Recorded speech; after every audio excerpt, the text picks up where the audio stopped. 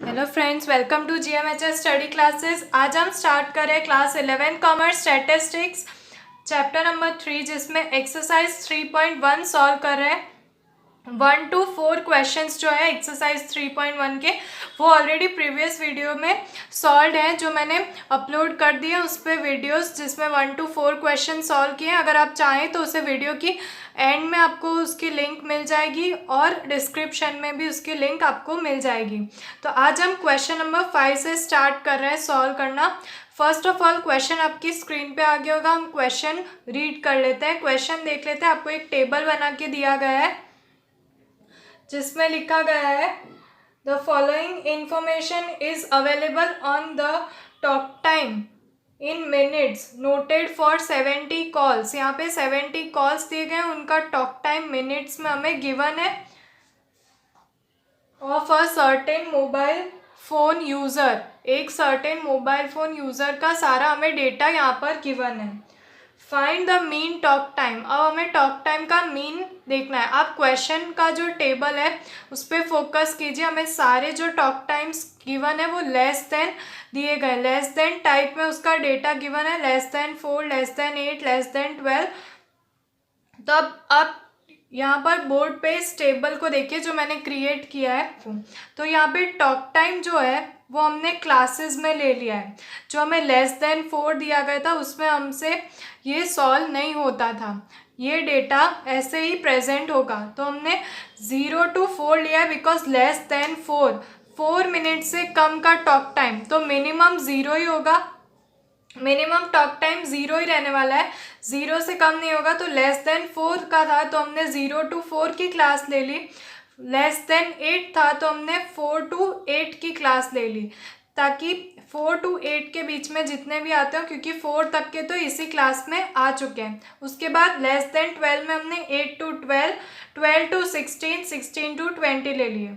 अब आप frequency side पे यहाँ पे देखिए, कॉन्सेंट्रेट कीजिए। फ्रीक्वेंसीज यहाँ पे इम्पॉर्टेंट है, मैंने चेंज की है, ये एक्चुअल में चेंज नहीं की है, बट यहाँ पे क्या हुआ है वो मैं आपको एक्सप्लेन कर देती हूँ। देखिए, नंबर ऑफ कॉल्स जो फ्रीक्वेंसी आपके क्वेश्चन में गिवन है उसमें सबको ऐड किया है, आगे से आगे ऐड किए गए हैं, बिकॉज वो टोटल दिखाए गए हैं। जैसे लेस देन 4 में 20 है, उसके बाद लेस देन 8 में 42 दिखाए गए हैं। क्यों 42? बिकॉज उसमें वो लेस देन 4 के भी ऐड कर दिए हैं। अब आप देखिए, लेस देन 8 में कहीं लिमिट्स नहीं दी गई है कि कहाँ तक के दिए गए थे। टेक्स्ट बुक में जो क्वेश्चन है उसमें लेस देन 8 दिया गया है, मतलब वो 0 तक के सारे उसमें दे दिए थे, इसलिए इन दोनों को ऐड करके दिया था आपके टेक्स्ट बुक में। बट इसमें हमने क्लासेस ली है, क्योंकि क्लासेस से ये सॉल्व होगा। तो हमने जब क्लासेस 4 to 8 की ली है तो हमने उस 20 को 42 में से सब्ट्रैक्ट कर दिया, जो 0 to 4 का था। जो 0 to 4 की फ्रीक्वेंसी थी उस 20 को सब्ट्रैक्ट कर दिया, तो इसका प्रेजेंट जो फ्रीक्वेंसी है 4 to 8 की वो 22 है।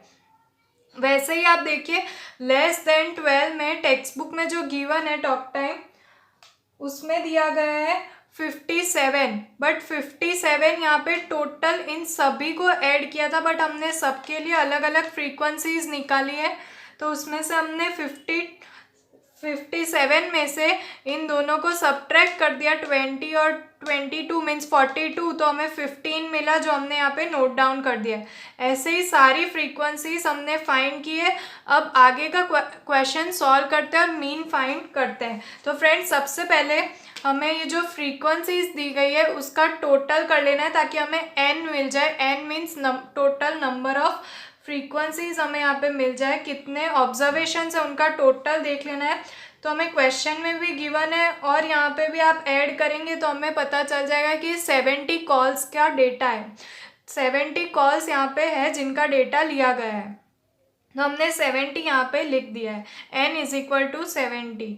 अब मिड वैल्यूज फाइंड करनी है, जिसे हम x से डिनोट करेंगे। फ्रीक्वेंसी थी जिसको हमने f से डिनोट किया था, मिड वैल्यूज को x से डिनोट करेंगे, बिकॉज आगे जो भी सम करना होगा उसमें x कंसीडर करना होगा। ये क्लासेस हम नहीं ले सकते, तो जो इसे हम x कंसीडर नहीं कर सकते थे, इसलिए हमने मिड वैल्यूज़ फाइंड करेंगे हम, ताकि उसे x कंसिडर कर सके। अब 0 to 4 मिड वैल्यू मिल जाती है हमें 2, मीन्स 0 + 4 डिवाइड बाई 2 करेंगे तो आपको मिड वैल्यूज़ मिल जाती है, जो आपने प्रीवियस चैप्टर्स में समझे होंगे मिड वैल्यू कैसे फाइंड होती है।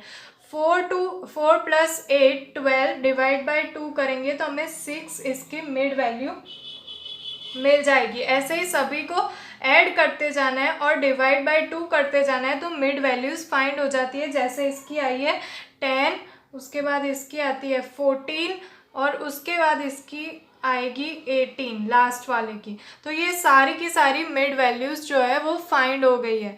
अब एक और कॉलम बनाना है।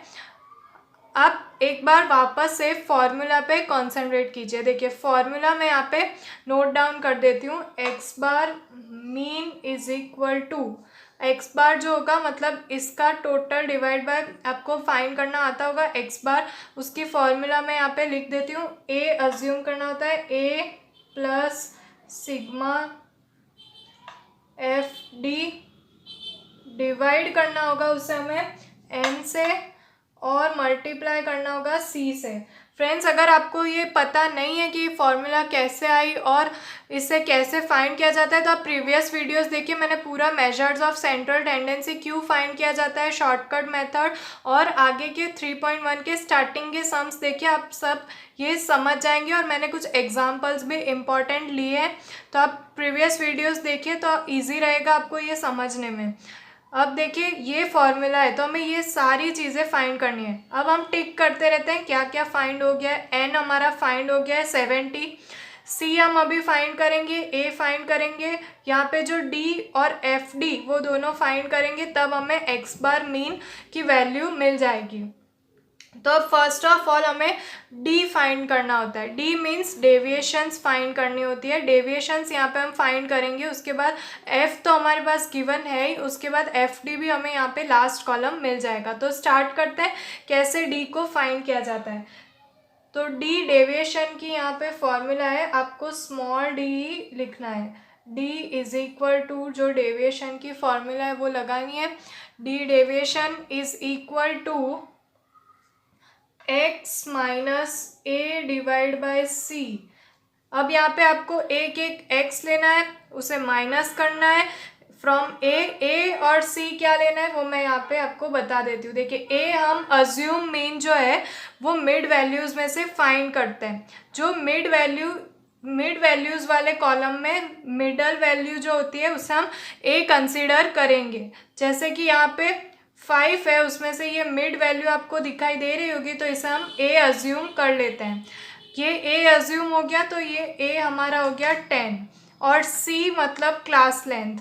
0 to 4 में 4 का गैप है, 4 का डिफरेंस है, 4 to 8 में भी 4 का है, सब में 4 का कॉमन गैप डिफरेंस दिया गया है, तो सी भी हम 4 यहाँ पे अज्यूम करते हैं। ए और सी की वैल्यू आपको पता चल गई होगी। अब डी फाइंड करने के लिए x माइनस ए अपॉन सी ये फॉर्मूला करके यहाँ पे सारी वैल्यूज़ फाइंड करते हैं। देखिए फर्स्ट ऑफ ऑल ये वाला x लेते हैं, 2 माइनस 10 डिवाइड बाय 4 ऐसे कर सकते हैं आप, या फिर डायरेक्टली भी कर सकते हैं। जो मिडल 10 दिया गया होता है वहाँ पे आप 0 रख दीजिए, बिकॉज 0 जो होगा वो यहाँ पे फाइंड हो गया है। जैसे कि आप 10x पे 10 ले लेते हैं, x ये x में से 10 माइनस ए करेंगे, जो 10 है डिवाइड बाय 4 करेंगे 0 ही आएगा, तो 0 भी रख सकते हैं। उसके बाद वाले पॉइंट्स को भी आप सॉल्व करके देख सकते हैं। यहाँ पे 14 का भी आप करके देख सकते हैं। 14 माइनस 10 4 डिवाइड बाय 4 1 और 18 का आएगा 2। और यहाँ पे ऊपर की साइड पे आप रिवर्स कर सकते हैं, -1 -2 ऐसे आप वैल्यूज़ ये सारी ले सकते हैं। अब एफ डी का कॉलम बाकी रहा है। देखिए डी फाइंड हो गया, डी फाइंड होगा उसके बाद ही एफ डी, जो यहाँ पे सिग्मा एफ डी हमें अप्लाई करना है। सी तो हमें मिल गया 4, ए मिल गया हमें 10, अब एफ डी बाकी रहा, तो एफ डी वाला कॉलम हम यहाँ पे फाइंड कर लेते हैं उसकी वैल्यूज़। एफ डी की वैल्यूज़ फाइंड करने के लिए हमें फ्रीक्वेंसी वाला जो एफ हमने अज्यूम किया है और डी डेविएशन के कॉलम को मल्टीप्लाई करना होगा। 20 मल्टीप्लाई बाय -2। यहाँ पे अगर आपको अभी भी कन्फ्यूजन है तो मैं आपको डी फाइंड करना फिर से बता देती हूँ। देखिए 2 जो फर्स्ट एक्स है वो लिया, उसमें से हमने माइनस किया था ए, x माइनस ए, तो फर्स्ट वाला x ले लिया, उसमें से माइनस किए 10 तो आया -8। -8 को डिवाइड बाय 4 जो c है वो लिया तो -2। ऐसे ही 6 के लिए करना है, 6 - 10 डिवाइड बाय 4 मतलब -4 डिवाइड बाय 4 -1। ऐसे ही 10 और आगे सारे करने हैं। तो हमें d की वैल्यू फाइंड हो चुकी है। 20 इंटू -2 -40, 22 इंटू -1 -22, 15 मल्टीप्लाइड बाय 0 0, 8 1 ज़ा 8, 5 2 ज़ा 10। इन सभी को ऐड करना है। फर्स्ट ऑफ ऑल जो एडिशन पॉजिटिव है उनका एडिशन लिख देते हैं, 8 + 10 18, और उसमें से इन नेगेटिव्स को सब्ट्रैक्ट कर देते हैं। यहाँ से सब्ट्रैक्ट हो रहा है,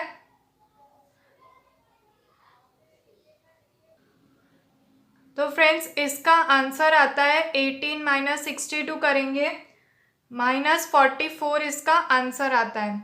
तो यहाँ पे मैं साइड में लिख देती हूँ -44। ये हो गया हमारा सिग्मा एफ डी जो हमने फाइंड किया -44। अब मैं ये सारा इरेज कर रही हूँ ताकि हम आगे मीन फाइंड करने की फॉर्मूला अप्लाई कर सकते हैं। तो आप नोट डाउन कर लीजिए, हमें ये फॉर्मूला अप्लाई करनी है और इस सम को सॉल्व करना है। ए हम आप फिर से रिवाइज कर लीजिए, 10 लेंगे, सी लेंगे 4, एन लेंगे 70 और सिग्मा एफ डी लेंगे -44। अब स्टार्ट करते हैं। तो देखिए फ्रेंड्स, मैंने जो हमने लास्ट प्रीवियस स्टेप्स जो किए उसमें जो फॉर्मूलाज हमने अप्लाई करके कुछ वैल्यूज़ फाइंड की थी, ए, सी, एन और सिग्मा एफ डी, जो अब अप्लाई करेंगे हम हमारी फॉर्मूला में मीन की, उसमें जो सारे वैल्यूज़ चाहिए वो मैंने यहाँ पे नोट डाउन कर दिए जो अभी हमने फाइंड करने सीखे थे। अब मीन की फॉर्मूला अप्लाई करते हैं। X bar is equal to A plus sigma F into D divide by N multiplied by C. अब ये सारी की सारी वैल्यूज़ फाइंड है, यहाँ पे हमने जो अप्लाई की है उसमें हम यहाँ पे पुट कर देते हैं। First of all a is equal to 10 plus sigma F d -44 divide by n जो 70 है वो, और मल्टीप्लाइड बाय सी जो 4 लिया है वो कर देते हैं। अब इनको सिंप्लीफाई कर लेना है आपको। फर्स्ट ऑफ ऑल जो मल्टीप्लिकेशंस है, मल्टीप्लिकेशंस कर लेते हैं। 4 इंटू -44, तो पहले 10 जो है वो as it is note down कर देना है। 4 इंटू -44 होंगे -176 डिवाइड बाय 70 जो है वो एज इट इज़। अब यहाँ पे प्लस और माइनस की साइन आ चुकी है, तो प्लस माइनस माइनस होता है, तो हम यहाँ पे साइन चेंज कर देते हैं। 10 -176 डिवाइड बाय 70। अब इसे सिंप्लीफाई कर लेना है, जो मैं यहाँ पे इस तरफ कर रही हूँ आगे का सम सॉल्व। तो इज इक्वल टू, पहले डिवाइड कर लीजिए कैलसी में 176 को 70 से, तो आएगा 10 - 2.51। अब 10 में से 2.51 सब्ट्रैक्ट कर लेते हैं, तो x bar is equal to 7.49 minutes. ये आ गया है हमारा आंसर। यहाँ से ये सम सॉल्व किया था और ये आंसर हमें मिल चुका है।